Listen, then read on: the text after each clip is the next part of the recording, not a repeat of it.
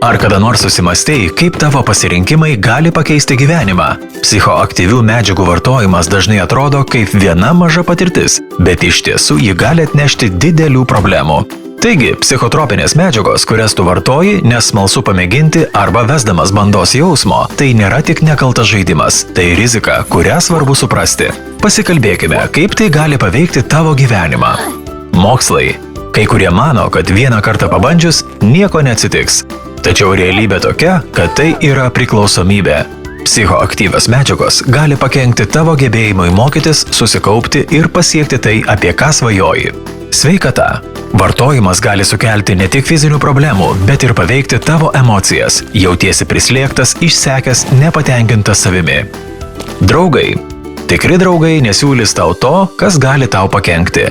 Jei atsisakysi, pamatysi, kurie žmonės yra tavo pusėje, o kurie ne. Išlik stiprus.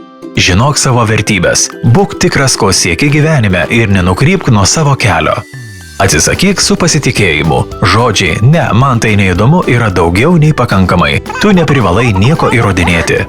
Rask sveikų būdų atsipalaiduoti. Sportas, muzika, kūryba ar laikas su draugais – tai tik kelios idėjos, kurios suteiks daugiau džiaugsmo, nei bet kokia psichotropinė medžiaga.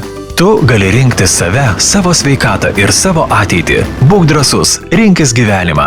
Jei nori su kuo nors pasikalbėti, kreipkis, pagalba visada šalia. Vaikų ir jaunimo sveikatos centras gali tau padėti. Pirmą konsultaciją tau suteiks centre dirbantis visuomenės sveikatos specialistas, kuris esant poreikiai nukreips konsultacijai pas psichologą ar kitą gydytoją specialistą.